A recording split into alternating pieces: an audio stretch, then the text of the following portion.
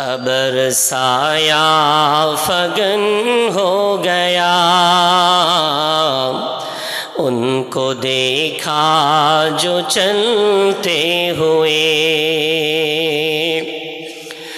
कत्ल करने को आए उमर, बन के मोमिन लौटे मगर, कत्ल करने को आए उमर, बन के मोमिन लौटे मगर, मुशरिके दीन जितने भी थे, रह गए हाथ मलते हुए, मुशरिके दीन जितने भी थे, रह गए हाथ मलते हुए। अल्लाहुम्मा सल्ली अला रब्बुल आलमीन। তারা মহাসমুদ্র আল কোরআন পারা নম্বর 11 পৃষ্ঠা নম্বর 3 সূরার নাম সূরা তাওবা। রব্বুল আলামিন আমাদের মতো একদল ঈমানদারদের ডাক দিয়ে বলছেন, ইন্নাল্লাহা ইশতারা মিনাল মুমিনিনা আনফুসাহুম ওয়া আমওয়ালাহুম বিআন্না লাহুমুল জান্নাহ। ও বিশ্বাসী বান্দারা, কে কে আছো? ও বিশ্বাসী বান্দারা, তোমাদের মধ্যে কে কে প্রস্তুত আছো? আমি রব্বুল আলামিন তোমাদের সঙ্গে লেনদেন করতে চাই। আমাকে দাও তোমাদের জীবন, আমাকে দাও তোমাদের সম্পদ, আমি রব্বুল আলামিন বিনিময়ে আমার দয়ার জান্নাত তোমাদেরকে দিয়ে দেব। জোরে বলা যাবে না? আমাকে দাও, জীবন দাও, সম্পদ দাও, বিনিময়ে জান্নাত নেবে। রব্বুল আলামিন ডাক দিলেন, এখন আল্লাহর ডাকে সাড়া কারা দেবে? যারা পূর্ণ বিশ্বাসী, রব্বুল আলামিনকে পূর্ণরূপে যারা মেনে নিয়েছেন। পারা নম্বর 1 পৃষ্ঠা নম্বর 2 সূরার নাম সূরা বাকারা। আল্লাহ বলছেন, বিশ্বাসী হতে হলে এদের মতো হও। আমিনু কামা আমানান নাস। ও দুনিয়ার ঈমানদারেরা, ঈমান আনতে হলে সাহাবাদের মতো ঈমান আনো। কেন? সাহাবাদের ঈমানটাকে আমি আল্লাহ গ্যারান্ট বানিয়ে দিয়েছি। যদি বলা যাবে না? কেমন ঈমান তারা আনলেন? পারা নম্বর 28 পৃষ্ঠা নম্বর 4 সূরার নাম সূরা মুজাদালা। রব্বুল আলামিন বলে দিলেন, রাদিয়াল্লাহু আনহুম ওয়া রাদু আনহু। সাহাবারা এমন ঈমান এনেছেন, আমার আল্লাহ তাদের প্রতি খুশি হয়ে গেছেন, আর আল্লাহর পুরস্কার পেয়ে সাহাবারাও খুশি হয়ে গেছেন। যদি বলা যাবে না? সাহাবাদের বিশ্বাস রবের উপরে এত বেশি, আল্লাহ কখনো মিথ্যা বলেন না। সুতরাং আল্লাহ বলেছেন, জীবন দিলে জান্নাত পাওয়া যাবে। দেখা যাক জীবন দিলে জান্নাত পাওয়া যায় কিনা। বিশ্বনবীর এক প্রেমিক সাহাবা, নাম তার যায়েদ ইবনে দাসানা রাদিয়াল্লাহু তাআলা আনহু। বিশ্বনবীর উপর ঈমান এনেছেন। কাফের বেদিনদের সাথে মুসলমানদের কয়েক দফা যুদ্ধ হয়ে গেছে। এখন যায়েদ ইবনে দাসানা মুনাফিকদের খপ্পরে পড়ে গ্রাস হয়ে গেছে। তাদের কাছে বন্দী হয়ে গেছেন যায়েদ ইবনে দাসানা। ঠিক এমন সময় মক্কার মুশরিকেরা মুনাফিকদের সাথে চুক্তি করে, ওরে মুনাফিকেরা, ওই যায়েদ ইবনে দাসানাকে আমাদের কাছে বিক্রয় করে দাও, আমরা বিনিময়ে অনেক অর্থ তোমাদেরকে প্রদান করব। ঠিক এমন সময় মুনাফিক যারা সম্পদের লালসায় মুশরিকদের সাথে ডিল পাকা হয়ে গেল। বহু টাকার বিনিময়ে যায়েদ ইবনে দাসানাকে মুশরিকদের হাতে বিক্রয় করে দিল। এখন মুশরিকরা যায়েদকে হাতে পেয়ে কি শাস্তি দেবে? ওই মুশরিকদের লিডার তখনও মুসলমান হয়নি, নাম তার আবু সুফিয়ান। বিশ্বনবীর তখন চরম দুশমন আবু সুফিয়ান। আবু সুফিয়ান ইবনে হারব যায়েদ ইবনে দাসানাকে লক্ষ্য করে শাস্তি দেওয়ার আগে শুলির কাষ্ঠের সামনে দাঁড় করিয়ে যায়েদ ইবনে দাসানাকে বলছো, রে যায়েদ ইবনে দাসানা, বল না বল, আজকে তুই যার কারণে এই জায়গায় এলি, ওই মুহাম্মদ যদি তোর জায়গায় হতো, শুলিটা যদি তোকে না দিয়ে ওই মুহাম্মদকে শুলি দিতে পারতাম, কতই না ভালো হতো বল। তুই তোর পরিবারের কাছে থাকতে পারতিস, তোর ছেলে মেয়ে, তোর আত্মীয় স্বজন, তোর গোটা পরিবারের কাছে তুই জীবন কাটাতিস। তোর জায়গায় মুহাম্মদকে শুলি দিলে কতই না ভালো হতো। যেই বলেছে যায়েদ ইবনে দাসানা আর সহ্য করতে পারে না, চিৎকার করে বলে, ওরে বিয়াদব, এবার যদি জবান তুই দারাজ করিস তোর জবান ছেড়ে নেব। খবরদার এমন কথা আর বলবি না, কান খুলে শুনে নে, আমি যায়েদ ইবনে দাসানা পরিবারের কাছে বেঁচে থাকবো, আর আমার কানে আওয়াজ আসবে আমার নবীর পায়ে একটা কাঁটা ফুটেছে, আমি যায়েদ ইবনে দাসানা এতটুকু সহ্য করতে পারবো না। জোরে বলা যাবে না? বিশ্ব নবীর পায়ে কাঁটা ফুটবে আর আমি যায়েদ ইবনে দাসানা বেঁচে থাকবো, এটা আমার সহ্য হবে না। কোথায় তুই বলছিস আমার রাসূলকে শুলি দিবি? হ্যাঁ, এই কথা শুনে সহ্য হলো না আবু সুফিয়ান ইবনে হারবের। তৎক্ষণাৎ বলল, তোকে খেলা দেখাবো। যায়েদ ইবনে দাসানাকে শুলি কাস্টে ঝুলিয়ে দিল, তৎক্ষণাৎ তাকে শুলি দিয়ে দেওয়া হলো। বিশ্বনবী হাদিসের মধ্যে বলেছেন, জান্নাতি জান্নাতে যাওয়ার পর আল্লাহ তাদেরকে বলবে, ওরে জান্নাতীরা বলো বলো, আমার জান্নাতের মধ্যে কোনো অভাব আছে নাকি? আমার জান্নাতের মধ্যে কোনো ত্রুটি আছে নাকি? ওরে জান্নাতীরা, আমার জান্নাতের নিয়ামতের মধ্যে কোনো নিয়ামতের অভাব আছে নাকি? সব জান্নাতি বলবে, আল্লাহ না। কান যা শুনিনি তার চেয়ে বেশি শুনেছে, চোখ যা দেখিনি তার চেয়ে বেশি দেখেছে, হৃদয় যা ভাবিনি তার চেয়ে বেশি এখানে দেখতে পেয়েছে। রব্বুল আলামিন এখানে কোনো কমি নাই। কিন্তু একদল জান্নাতি এক জায়গায় দাঁড়িয়ে বলবে, আল্লাহ সব আছে জান্নাতের মধ্যে, তবে তোমার রাস্তায় শহীদ হওয়ার যে পুরস্কার, আল্লাহ এত মজা শহীদ হওয়ার, সেই পুরস্কারের মতো মজাদার নিয়ামত জান্নাতের মধ্যে আমরা খুঁজে পাইনি। জোরে বলা যাবে না? রব্বুল আলামিন তাই বলেছেন, পারা নাম্বার 2, পৃষ্ঠা নাম্বার 2, সূরার নাম সূরা বাকারা। রব্বুল আলামিন বললেন, ওয়ালা তাকুলু লিমান ইউকতালু ফি সাবিলিল্লাহি আমওয়াত বাল আহইয়াউ ওয়ালাকিন লা তাশউরুন। বলেন আল্লাহু আকবার। রব্বুল আলামিন বলেন, খবরদার খবরদার, যারা আল্লাহর রাস্তায় শহীদ হয়ে গেছে, ইসলামকে পৃথিবীর বুকে উচ্চ রাখার জন্য জীবন উৎসর্গ করে দিয়েছে, ওদেরকে বলবেন ওরা মারা গেছে, বরং ওরা জীবিত। তোমরা বুঝতে পারছো না, আল্লাহ তাদেরকে জীবিত অবস্থায় কবরে রেখে দিয়েছে। জোরে জোরে বলা যাবে না? যায়েদ ইবনে দাসানা শুলি কাস্টে চড়ে জান্নাতি হয়ে গেলেন। আজ আমরা মুসলমান জলসা দেব, জলসা দেওয়ার অভাব নেই।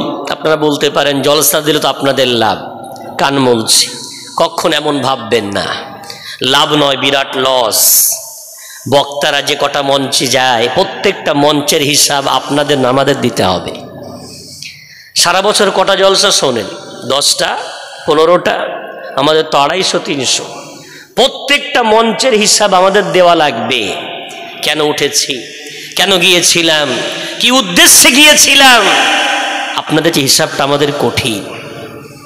ভাই বাবজি আমার, জলসা দেওয়ার অভাব নাই, বিশ্বনবীর ভালোবাসার দাবি করার অভাব নাই, ওলিদের মহাব্বতের অভাব নাই, কিন্তু আমাদের বড় অভাব তাদের জীবনটাকে ফলো করে চলা। আমাদের বড় অভাব রাসূলের সুন্নাতগুলো মেনে নেওয়া। বিশ্বনবীর সাহাবা যায়েদ ইবনে দাসানা কি বললেন?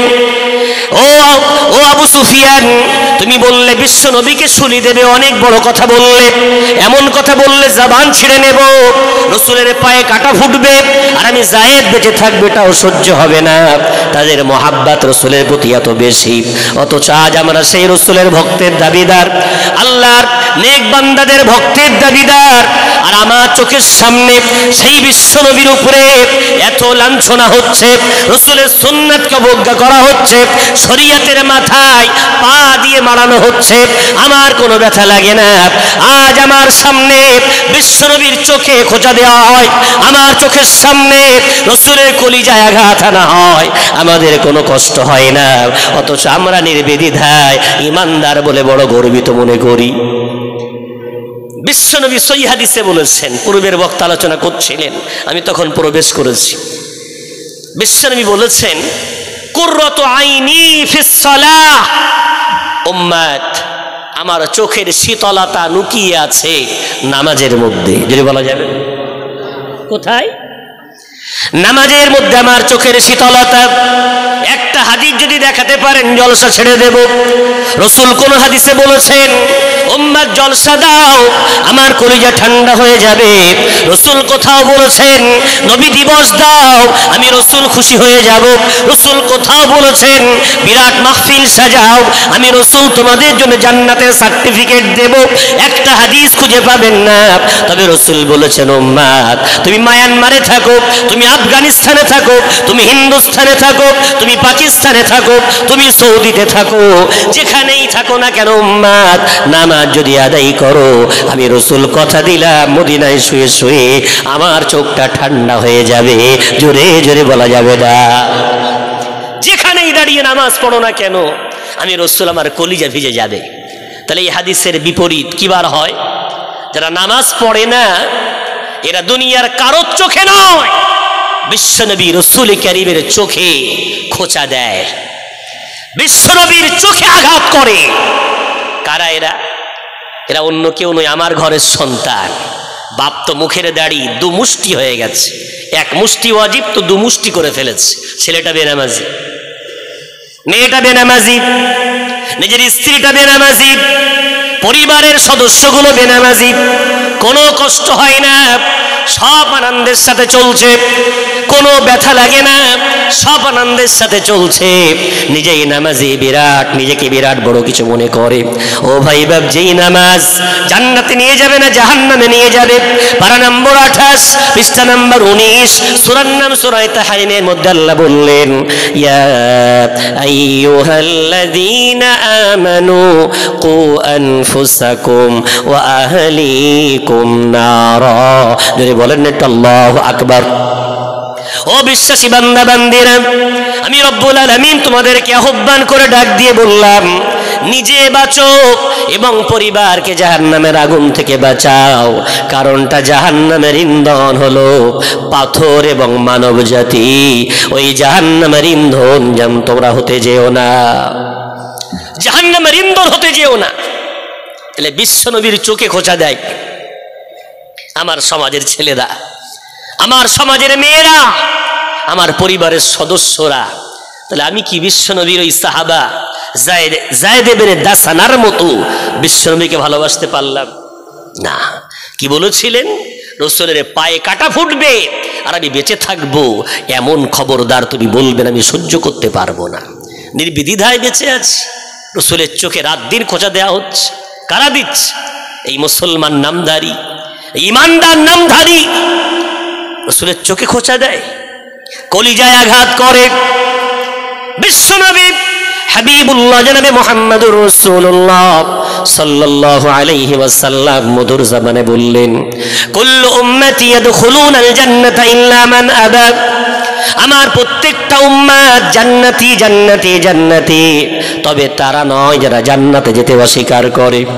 কত দামি হাদিস দেখেন, যারা জান্নাতে যেতে অস্বীকার করে তারা জান্নাতে যাবে না, বাকি আমার সব উম্মত জান্নাতে যাবে। জোরে বলা যাবে না। সাহাবারা আশ্চর্য হয়ে গেলেন, ইয়া রাসূলুল্লাহ, কারা আবা রামাইয়া আবা, কারা অস্বীকার করে জান্নাতে যেতে? এমন হতভাগা কেউ আছে নাকি ইয়া রাসূলুল্লাহ জান্নাতে যেতে অস্বীকার করতে পারে? আমার রাসূল সুন্দর করে বুঝিয়ে বললেন, মান আতাআনি দাখালাল জান্নাতা ওয়া মান আসানি ফাকাদ আবা। আমার সাহাবারা যারা আমার তরিকা মেনে নিল, যারা আমার সুন্নাত রাস্তায় চলল, যারা আমার পদ্ধতি অবলম্বন করে নিল, আমি রাসূল বললাম তারা জান্নাতে যেতে স্বীকার করে নিল। আর যারা আমার তরিকা ভালো লাগে না, আমার সুন্নাত ভালো লাগে না, ওরা জান্নাতে যেতে অস্বীকার করে জাহান্নামী হয়ে গেল। জোরে বলি একটু নাউজুবিল্লাহ। বিশ্বনবী কোনোদিন মেলা দিয়েছেন? কথা বলে না, বলো যে আমরা দিচ্ছি তো আসছে, চুপচাপ আছি। রাসূল মেলা দিয়েছেন জীবনে? দেয়নি, আপনারা দিচ্ছেন। রাসূলের সুন্নাত তো। বিশ্বনবীর কোনো মাহফিলে নারী পুরুষের এমন মিশ্রণ ঘটতো, নারীকে গুঁতো দেবে, ছেলেকে গুঁতো দেবে, এমন সিস্টেম রাসূলের মাহফিলে হতো? হতো না। তাহলে আমরা দিচ্ছি, রাসূলের সুন্নাত মানছি তো। তার মানে বললাম আমরা খারাপ? হুজুর ওগুলো কেন বলেন? যতদিন বাঁচবো ততদিন বলবো, যতদিন আসবো ততদিন বলবো। কেন? এটা হলো আমার ইমানি দায়িত্ব। বিশ্বনবীর তরফ থেকে আমাদের প্রতি অর্ডার, আল উলামা ওয়ারাসাতুল আম্বিয়া। বিশ্বনবীর যদি ন্যূনতম ওয়ারিস হয়ে তুমি দাবি করে থাকো, তাহলে তোমার দায়িত্ব বাতিলের বিরুদ্ধে সর্বদাই বলা।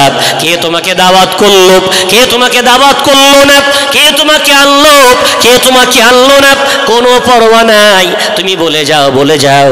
কেন? কিয়ামতের দিন যেন তুমি না বলার জন্য বোবা শয়তান না হয়ে যাও। কিয়ামতের দিন যেন ধরা না পড়ে যাও। বলতে হবে ভাই। খাওয়া দাওয়া হারাম না, কেনাকাটা হারাম না, হারাম হলো নারী পুরুষের এই মেলামেশা, এটাই হলো হারাম। ওই জন্য মেলা দিতে মানা করা হয়। আমাদের ইচ্ছা হয় না একটু খাওয়া দাওয়া করতে, আমাদের বাচ্চাদের ইচ্ছা হয় না একটু বেড়াতে, কিন্তু কেন বলি? মূলত বলার কারণ হলো এটা, ওখানে যেটা হচ্ছে এর গোনা কে নেবে? কে নেবে এর গোনার দায়ী? প্রথম তো এই বক্তারা এসেছিল, পকেট বোঝাই করে টাকা নিয়ে গেছে বলুনি। নাম্বার 2 কমিটি চাঁদা তুলেছিলে, আগে বাজে চলুক, চলুক তার জন্য চাঁদা তুলেছ, কিন্তু বাতিল বন্ধ হোক তার জন্য পদক্ষেপ নাওনি। 3 নম্বর যারা চাঁদা দেবে। নম্বর 4 ওই বেচারা কবরবাসী, ওদের জন্য কি পাঠাবেন? গাড়ি পাল্লায় যদি মাপেন একটা জলসার নেকি কতটা আর গোনা কতটা, আমার মনে হয় গোনার পাল্লা ভারী হবে। বিবেকবান তো আপনারা। কি সবরসানি করবেন, কি পৌঁছাবেন, ওই মৃত মানুষের জন্য কি প্রেরণ করবেন? ভাই বাবজি আমার, হাতে ধরে নয় পায়ে ধরে বলবো, এই জীবন নামী বস্তুটা এটা বিরাট হিটলারের নাম না, বিরাট মস্তির নাম না। জীবন নাম হলো একটা শ্বাস, একটা প্রশ্বাস, কখন যে বন্ধ হয়ে যাবে কেউ বলতে পারে না। এই জীবনটাকে যদি আল্লাহকে দিতে পারি, আমি আল্লাহর হুকুম মেনে জীবনটা পরিচালনা করব, রাসূলের সুন্নাত মোতাবেক আমার জীবনটাকে সাজাবো, ইনশাআল্লাহ। আল্লাহ বলেছেন, উম্মাত ও রাসূলের উম্মাত, আমি আল্লাহ কথা দিলাম আমাকে জীবন দেবে, বিনিময়ে জান্নাত প্রদান করে দেব। জোরে জোরে বলা যাবে না। বিশ্বনবীর এক সাহাবার জীবনী বলি, নাম তার সাআদ ইবনে সালামি রাদিয়াল্লাহু তাআলা আনহু। বিশ্বনবীর সামনে এসে মন মরা হয়ে বসে আছেন, মনটা বড় খারাপ। বিশ্বনবী প্রশ্ন করে বলছেন, ওরে সাদ, কি ব্যাপার, মনটা খারাপ কেন? সাদ বলছে, ইয়া রাসূলুল্লাহ, আপনার সুন্নাত যেটাই শুনেছি সেটাই মেনে নিয়েছি, যেটাই একবার কানে পড়েছে তার উপরে আমল করেছি, কিন্তু ইয়া রাসূলুল্লাহ একটা সুন্নাত সম্বন্ধে জানলাম কিন্তু আজ পর্যন্ত আমল করতে পারিনি, তাই আমার মনটা বড় খারাপ। জোরে বলা যাবে না? আহারে, সুন্নাত শুনেছি আমল করতে পারিনি তাই মন খারাপ। আমাদের মন খারাপ হয় ব্যবসায় লস হলে, আমাদের মন খারাপ হয় পরিবার মারা গেলে, আমাদের মন খারাপ হয় উদ্দেশ্য সাধিত না হলে। সাহাবার মন খারাপ হয় সুন্নাতের উপরে আমল করতে না পারলে। যদি বলা যাবে পার্থক্য আমাদের মাঝে আর সাহাবাদের মাঝে হলো এই। এখন বিশ্বনবীর সাহাবা বলছেন, ইয়া রাসূলুল্লাহ, সুন্নাত শুনলাম মানতে পারলাম না। রাসূল বলছেন, ওরে আমার সাদ, বলো না বাবা, এমন কি সুন্নাত তুমি শুনলে এখনো মানতে পারোনি? ওই সময় সাদ বলছেন, ইয়া রাসূলুল্লাহ, জীবনে বারবার শুনলাম আন নিকাহু মিন সুন্নতি, বিবাহ করা আমার সুন্নাতের অন্তর্ভুক্ত, কিন্তু ইয়া রাসূলুল্লাহ আমার মতো কৃষ্ণ কদাকার, আমার মতো অভাবী যেই কারোর বাড়িতে প্রস্তাব নিয়ে যায় বিয়ের, সঙ্গে সঙ্গে আমার চেহারার দিকে তাকায় আর আমার পরিবারের ব্যাকগ্রাউন্ড যাচাই করে বলে মেয়ে দেব না। কেন? আমি দেখতে বড় কুৎসিত, আমার কোনো সম্পদ নাই, তাই কোনো মেয়ের বাপ আমাকে বিয়ে দিতে চায় না। সঙ্গে সঙ্গে রাসূল বললেন, ওরে সাদ, তোমার মনের দুঃখ আমি রাসূল যখন জানতে পারলাম, আল্লাহর উপরে ভরসা করে ইনশাআল্লাহ আমি তোমার বিয়ের বন্দোবস্ত করে দেব। একটু জোরে জোরে বলা যাবে না? বিশ্বনবী দায়িত্ব নিলে আনন্দ হবে না? হবে না? সাদ সালামি রাদিয়াল্লাহু তাআলা আনহুর মনে একটু খুশির একটা ঝলক দৌড়ে গেল। রাসূল বলছেন, সাদ যাও, এক সাহাবার বাড়ি চলে যাও, নাম তার আব্দুল ওয়াহাব। ওর বাড়ি গিয়ে বলবে বিশ্বনবী বার্তা পাঠিয়েছেন, সালাম জানিয়েছেন, আর আপনার মেয়ের সাথে আমাকে বিবাহ দিতে বলেছেন। যদি বলা যাবে না? সাদ সালামি আকাশ থেকে পড়েছে, নাম বললেন কার? ওই মক্কার একজন কোটিপতি মানুষ, আরবের একজন কোটিপতি মানুষের নাম বললেন, আর মেয়ে এমন একটা মেয়ের নাম বললেন যার রূপ চতুর্দিকে চর্চিত, দেখতে অতি সুন্দরী। সাদ সালামি বিশ্বাস করতে পারে না, বিয়ে হয় না তো একরকম, হচ্ছে তো এত কোটিপতি এত সুন্দরী মেয়ে। সাদ সালামির চোখ ভরা পানি। রাসূল বললেন, সাদ দেরি নয়, চলে যা আব্দুল ওয়াহাবের বাড়িতে, আমি রাসূল তোমাকে বার্তা পাঠিয়ে বলে দিলাম, আমার বার্তাটা নিয়ে চলে যাও। সাদ সালামি ওই সাহাবার বাড়ি টুকটুক টুকটুক করে যাচ্ছেন, মনে আশাও আছে, আবার একটু একটু ভয়ও লাগছে, না জানি প্রস্তাব গ্রহণ হবে কি হবে না। না, আমরাও মানুষের বাড়ি যাই, আর সাহাবারাও যেতেন। কারোর বাড়ি যাওয়ার সুন্নাত কি? কারোর বাড়ি যাওয়ার সুন্নাত হলো পারা নম্বর 18, পৃষ্ঠা নম্বর 12, সূরার নাম সূরা নূর। রব্বুল আলামিন বললেন, ইয়া আইয়ুহাল্লাযীনা আমানু লা তাদখুলু বুয়ুতান গায়রা বুয়ুতিকুম হাত্তা তাস্তানিসু ওয়া তুসাল্লিমু আলা আহলিহা। জোরে বলেন আল্লাহু আকবার। রব্বুল আলামিন বললেন, ও বিশ্বাসী বান্দারা, তোমরা যদি কোনো মুমিন মুসলমানের ঘরে যাও, তোমার প্রথম দায়িত্ব হলো কোনো ঘরে প্রবেশ করবে না যতক্ষণ না অনুমতি না নিচ্ছ এবং তার পরিবারের উপরে সালাম প্রেরণ না করছো, ততক্ষণ কারোর বাড়ি তোমরা প্রবেশ করবে না। জোরে জোরে বলা যাবে না? এই আয়াত প্রমাণ করে অনুমতি নিতে গেলে নিশ্চয়ই পাঁচিল ঘেরা বাড়ি হওয়া দরকার। মুমিনের বাড়ি তাই ওপেন হবে না, মুমিনের বাড়ি হবে পাঁচিল দিয়ে ঘেরা। আপনি বলবেন, হুজুর পয়সা নেই তো পাঁচিল দেব কোথা থেকে? চলেন মুর্শিদাবাদে, মালদায়, দেখে আসবেন ইনশাল্লাহ। গরিব মানুষ বেচারা পাটকাঠি দিয়ে পাঁচিল তৈরি করে রেখেছে, বস্তা দিয়ে পাঁচিল বানিয়ে রেখেছে, দরমা দিয়ে পাঁচিল বানিয়েছে, টিন দিয়ে পাঁচিল বানিয়েছে। আমার সমাজে সব হয়, পাঁচিল দেওয়া বাড়ি তৈরি করি না। আর ঘন ঘন তালাক হয়, বলে হুজুর বউ পালিয়েছে। পালাবে না? এনেছেন, সকলকে দেখাচ্ছেন, সুযোগ করে দিয়েছেন, তো পালাবে না? শরিয়াত মানেন, তাহলে ইনশাল্লাহ আপনার পরিবার জান্নাতি পরিবার হবে। জোরে বলা যাবে? রাসূল বললেন, আল্লাহ পাক রব্বুল আলামিন আদেশ দিলেন, কোন মুমিন মুমিনের বাড়িতে গেলে পারমিশন নেবে, অনুমতি চাইবে, দরজার সামনেও দাঁড়াবে না, সালাম দেবে, আসসালামু আলাইকুম, বাড়িতে কেউ আছেন আসতে পারি। এটাই হলো সুন্নতি পদ্ধতি। কিন্তু আমরা সালাম তো কই, আমরা বাড়ি গিয়ে ডাইরেক্ট ভাবি ভাই বাড়ি আছে, কি বলি, ভাবি ভাই বাড়ি আছে, ব্যাস, না সালাম না কালাম। আহারে, এই সালাম আম হবে। বিশ্বনবীকে জিজ্ঞাসা করা হলো, ইয়া রাসূলুল্লাহ, উম্মতের মধ্যে এত ভেদাভেদ, উম্মতের মধ্যে এত মন কষাকষি, এটা দূর করার কোন ঔষধ বলে দেন। রাসূল বললেন, আফশুস সালাম বাইনাকুম, সালামকে আম করে দাও, আমার আল্লাহ তোমাদের মধ্যে মহাব্বত বাড়িয়ে দেবে। জোরে জোরে বলা যাবে না? আমি আমার জীবনে সবচেয়ে বেশি প্রভাবিত হয়েছিলাম, বাংলাদেশে একবার গিয়েছি, তো ওখানে এক দরবারে যাওয়ার পথে প্রায় 10-20 কিলোমিটার রাস্তা হবে। আমরা ওদিকে তো সেই কি বলে, এতে বাইকের পিছনে তক্তা বাঁধা, হেলিকপ্টার, জি, তো তাতে বসা যায়। তো আমরা উঠবো কি করে, লজ্জাও লাগছে। যাই বা হোক, দুজন যুবক বলল, হুজুর কোনো সমস্যা নাই, নির্বিধে বসতে পারে। তো বসলাম, যুবক গজল বলছে, আর রাস্তায় যত বাচ্চা যায় আমাদেরকে দেখে সালাম দিচ্ছে, এত সালাম আম। আমি আশ্চর্য হয়ে বললাম, এটা হলো আল্লাহর অলিদের বরকাত। যেখানে আল্লাহর অলি থাকে, আল্লাহর রহম সেখানে আল্লাহ এভাবে ভরিয়ে দেয়। বাচ্চাদের মুখ থেকে, যুবকদের মুখ থেকে কোনো গান নয়, গজল শুনলাম আর সালাম শুনলাম যদি বলা যাবে। এই সালাম আম হোক। আমরা কত বাপ আছে জীবনে নিজের সন্তানকে সালাম দেয়নি। ভাবেন এই সালামের মধ্যে কত বরকত আছে। কি বলছেন? আসসালামু আলাইকুম ওয়া রাহমাতুল্লাহি ওয়া বারাকাতুহু, অর্থাৎ আল্লাহ তোমার উপরে শান্তি, রহমত, বরকত নাজিল করুক। জোরে বলা যাবে। বাপের দোয়া কবুল হয় না? হয় না? ডাইরেক্ট কবুল। সন্তানকে বলছে তোমার উপরে শান্তি, রহমত, বরকত নাজিল হোক। আর নিষ্পাপ বাচ্চাটা উত্তর দিচ্ছে ওয়া আলাইকুমুস সালাম ওয়া রাহমাতুল্লাহি ওয়া বারাকাতুহু। ওই নিষ্পাপ বাচ্চার দোয়া কবুল হয় না? হয় না?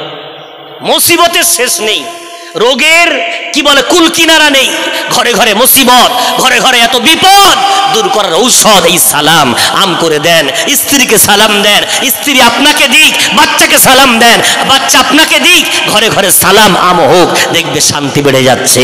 একটু জোরে বলা যাবে না? হিট মেরে বসে থাকবো, আমাকে আগে সালাম দি না। বিশ্বনবীর সুন্নাত, আমার রাসূল আগে সালাম দিতেন। আর যে আগে সালাম দেবে নম্বর লাখ, তার 30টা সওয়াব ডাইরেক্ট তার আমলনামায় লেখা হবে। যদি বলা যাবে অহংকার মুক্ত হবে, তার হৃদয়ের মধ্যে কোনো অহংকার তাকাব্বুর থাকবে না। যদি বলা যাবে। এখন রাসূলের সুন্নাত, সাদ সালামি রাদিয়াল্লাহু তাআলা আনহু আব্দুল ওয়াহাবের বাড়িতে গেলেন। কোরআনের বিধান তাদেরকে শেখাতে হতো না, রাসূল একবার বলার সাথে সাথে তারা আমল করতেন। বাড়িতে গিয়ে সালাম দিলেন, অনুমতি চাইলেন। আব্দুল ওয়াহাব দৌড়ে এলো, এসে বলছে কে গো তুমি? বলে আমার নাম সাদ সালামি। কেন এসেছো? বলে বিশ্বনবী হাবিবুল্লাহ আপনার পরিবারকে সালাম জানিয়েছেন। যদি বলা যাবে না? রাসূল যদি সালাম দেন আনন্দ হবে না? হবে না? কি কপাল, রাসূল সালাম পাঠিয়েছেন। আব্দুল ওয়াহাব শোনা মাত্রই নিজের ঘরের মধ্যে গিয়ে আনন্দে আত্মহারা, স্ত্রীকে ডেকে বলে দিকে শোনা, মদিনা থেকে আমার রাসূল সালাম পাঠিয়েছেন। দুজনে মিলে আনন্দ করে। আসল যে প্রস্তাব দেওয়ার সেটা এখনো বলতে পারেনি। সাদ সালামি দাঁড়িয়ে আছেন, আবার বলছেন ভাই রাসূলের সালামের কথা শুনলেন, প্রস্তাবটা শুনলেন, একটু আসেন। আবার এলেন, বেটা কি ব্যাপার বলো? বলে রাসূল কারীম আদেশ দিয়ে বলেছেন আপনার মেয়ের সাথে আমার বিবাহ দেওয়ার আদেশ দিয়েছেন।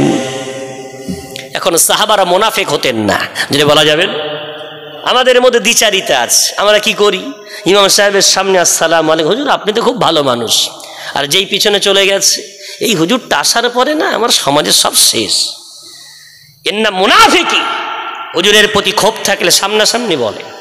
সাদ সালামি যেই বলেছেন বিশ্বনবী আপনার মেয়েকে আমার সাথে বিবাহ দিতে বলেছে, তো সঙ্গে সঙ্গে আব্দুল ওয়াহাব বলছেন বাবা তোমার যা চেহারা, আমার ওই সুন্দরী মেয়েটাকে তোমার সাথে বিবাহ দেব না। আশ্বাস দেওয়ার চেয়ে মুখের উপরে কথা কেটে দেওয়া ভালো না খারাপ? তারপরে বললেন বাবা আমার স্ত্রীর সঙ্গে একটু আলোচনা করে দেখি। ঘরে গেলেন, স্ত্রীকে ডেকে বললেন ওই দেখো পর্দার আড়াল থেকে দেখে নাও, ওই যে বেটা দাঁড়িয়ে আছে ওর সাথে নাকি আমাদের মেয়েকে বিবাহ দিতে বলেছেন। স্ত্রী বলছে কখনো হতে পারে না, অমন ছেলের সাথে আমাদের মেয়েকে বিবাহ দেব না। এই কথা শুনতে পেয়ে গেছেন সাদ সালামি, মনটা ব্যথায় ভরে উঠেছে। মদিনার পানে যাবে কি, মনটা ব্যথায় এমন জর্জরিত। রাসূলের আদেশ তারা মানল না, রাসূলের হুকুম তারা মানল না। দুই স্বামী স্ত্রীর আলোচনা করছে। সাদ সালামি ব্যথিত হৃদয় নিয়ে রাসূলের কাছে ফিরে যাচ্ছেন। কোথায় ছিল সেই মেয়েটা? অন্য কামরা থেকে দৌড়ে এসে বলছে আম্মা আব্বা কি আলোচনা করছেন? আব্বা বলছে মেয়ে বেটি রে এ কথা তোমার শুনতে হবে না। মা বলছে মা তোমাকে আলোচনা শুনতে হবে না। মেয়ে বলছে সব শুনে নিলাম, সব শুনে নিয়েছি আম্মা আব্বা। রাসূল সালাম পাঠালে আনন্দ পান, আর রাসূলের প্রস্তাব পাঠালে অস্বীকার করেন, এটা আপনাদের বিবেকে বাধা দেয় না? কি করে রাসূলের প্রস্তাবকে অস্বীকার করলেন? বাপ এটা বুঝে উঠতে পারেনি। রাসূলের প্রস্তাবকে অস্বীকার করার বিষয়টা বাপের মাথায় যায়নি। কেন? প্রত্যেক বাপের একটা স্বপ্ন থাকে মেয়েকে ভালো একটা জায়গায় বিবাহ দেওয়ার। রাসূল যেটা আদেশ স্বরূপ পাঠিয়েছেন, এটা রাসূলের যে বড় আদেশ বুঝে উঠতে পারেনি, তাই চুপ হয়ে গেছে সাহাবা। মেয়েরা আবদার, আব্বাজান আম্মাজান, বিশ্বনবী যদি সালাম পাঠালে খুশি হন, রাসূলের প্রস্তাবটা মেনে নেন। ওই সময় আম্মা আব্বার মাথা হ্যাট। ওই সময় মেয়ে বলছে, আপনাদের অমত থাকতে পারে, আমার রাসূল যদি ওই ছেলেটাকে আমার স্বামী রূপে নির্ধারণ করে, ওই বিয়েতে আমার কোনো অমত নাই। একটু জোরে জোরে বলা যাবে না? বিশ্বনবী যদি আমার জন্য ওই ছেলেটাকে স্বামী রূপে গ্রহণ করতে বলে, আপনাদের অমত থাকতে পারে, সংসার করব আমি, আমার কোনো অমত নেই। জোরে বলা যাবে? এখন সাদ সালামি ব্যথিত হৃদয় নিয়ে রাসূলের কাছে ফিরে আসবে কি? এমন সময় আব্দুল ওহাব এবং তার স্ত্রী ঝরঝর করে কেঁদে ফেলেছে, মা এত বড় ভুল ধরিয়ে দিলে, একদম দেরি করা যাবে, আমি দৌড় দেই। এই বলে আব্দুল ওহাব দৌড়ায়, এসে দেখে বিশ্বনবীর সামনে সাদ বসে আছে। আব্দুল ওহাব সালাম দিয়ে বলে, ইয়া রাসূলুল্লাহ, ইয়া হাবিবাল্লাহ, হুজুর বড় ভুল করে ফেলেছি, ক্ষমা করে দেন, মাফ করে দেন, এমন অন্যায় আর করব না, আপনার প্রস্তাব লঙ্ঘন করে বড় অন্যায় করেছি, ক্ষমা করে দেন। আমার মেয়েকে সাদ সালামির সাথে বিবাহ দিতে আমি রাজি, আমার স্ত্রী রাজি, আমার মেয়েও রাজি, সাদকে পাঠিয়ে দেন, আমরা আমার মেয়েকে সাদের সাথে বিবাহ দেব। একটু জোরে জোরে বলা যাবে না? বিশ্বনবী রাসূল করিম সাল্লাল্লাহু আলাইহি ওয়াসাল্লাম শোনা মাত্রই তাকে ক্ষমা করে দিলেন, বললেন, যাও মেয়েকে নববধূ করে সাজাও, আমার সাদ বিবাহ করতে যাবে। আব্দুল ওহাব চললেন। এখন সাদ সালামি বসে আছেন বিশ্বনবীর সামনে। রাসূল বলছেন, সাদ প্রস্তুতি নাও, বিবাহ করতে যেতে হবে। যেই বলেছেন, সাদ ফ্যাক করে কেঁদে দিয়েছে। রাসূল বলছেন, সাদ এর আগে বিবাহ না হওয়ার জন্য কাঁদছিল, এখন বিবাহর পয়গাম আমি রাসূল পাঠালাম, তারা রাজি হয়ে গেছে, এখন আবার কান্না কেন? সাহাবারা মসলা জানতেন না? জানতেন না? হ্যাঁ, পার্থক্য আমাদের মাঝে আর সাহাবাদের মাঝে। সাহাবারা মসলা জানতেন, আমরা মসলা জানি না। সাহাবারা কি মসলা জানতেন? বিশ্বনবীকে বললেন, ইয়া রাসূলুল্লাহ, ইয়া হাবিবাল্লাহ, হুজুর বিবাহ তো করতে যাব, আমার মতো অভাবী, আমার তো মোহরানা দেওয়ার মতো কোনো ক্ষমতা নাই। ইয়া রাসূলুল্লাহ, বিবাহ করলে মোহরানা তো দিতে হবে না? হবে না? বিয়ের মোহরানা দিতে হয় না? হয় না? আমরা তো বলেছি দেন মোহর, বাঙালিরা কি বল? দেন মোহর বুঝতে পারে না। সব বাকি রাখা অভ্যাস তো। চা খাবে, চায়ের দোকানে 7 টাকা বিল হয়েছে, পকেটে 10 টাকা দিয়ে দিক, দেবে না, আগামীকাল নেবে তুমি, এই বলে চলে আসবে। জানে না আগামীকালের পথটা কত দূর, হয়তো মৃত্যুবরণ করতে পারে, ওই 7 টাকার বিনিময়ে জীবনের অর্ধেক আমল কেটে নিতে পারে। জানে না, বাকি খাবে। 7 টাকা কোনো চায়ের দোকানদার চাইবে মারা গেলে? ও তো আর চাইবে না। কিয়ামতের দিন আমল নামা থেকে ওই টাকাটা আপনার কেটে নেবে। জানেন, 7 টাকা চা বিস্কুট খেয়ে দিলেন না, বাকি রাখলেন। ঠিক ওই বাকি খাওয়া অভ্যাস। বিয়ের সময় স্করপিও গাড়ি করে বিবাহ করতে গেছে, 10টা মারুতি ভাড়া করেছে, এখন দেখাতে হবে তো বিশাল একটা কিছু, তো মোহরানা কত বাঁধবে? বলছে 25,001 টাকা বাঁধো। কত বেঁধেছে? 25,000 টাকা। শরিয়াতের মসলা হলো তুমি যেমন পারবে তেমন দাও। বর্তমানে 2,500 টাকা একটা মোহরানার হিসাব চলছে, কম বেশি হয়। বললো 25,001 টাকা, বলে আর দিলই না, ক্ষমা করিয়ে নেব, ক্ষমা করিয়ে নেব। তো বাকি রাখে, দেন মানে বাকি রাখা, মোহরানা বাকি রাখে বলে হয়ে গেছে দেন মোহর। মরে যাওয়ার পর স্ত্রীকে জিজ্ঞাসা করছে, স্বামী মোহরানা দিয়েছিল? বলে দেইনি। বলো ক্ষমা করে দিয়েছে। এই কলে ফেলে কলেমা পড়ানো কি জায়েজ? কথা বলে না। ওই সময় তো সব স্ত্রী বলবে, স্বামী মারা গেছে, যাও বলে দাও ক্ষমা করে দিলাম। এ ক্ষমা না, আল্লাহর কাছে ক্ষমা হবে না। বেঁচে থাকতে থাকতে হয় ক্ষমা করিয়ে নিতে হবে, অথবা এই ঋণটা শোধ করতে হবে, কেন ওটা স্ত্রীর হক। ভাই বাবজি আমার, এখন বিশ্বনবী হাবিবুল্লাহ জনাবে মুহাম্মদুর রাসূলুল্লাহ সাল্লাল্লাহু আলাইহি ওয়াসাল্লামের সামনে সাদ, ইয়া রাসূলুল্লাহ এই বলে আবদার জানানো শুরু করেছে, বিবাহ করব, মোহরানা তো দেওয়া লাগবে। রাসূল বললেন একদম। কত দিতে হবে? ওই সময় বিশ্বনবী বললেন, এত কোটিপতির মেয়ে বিবাহ করবে,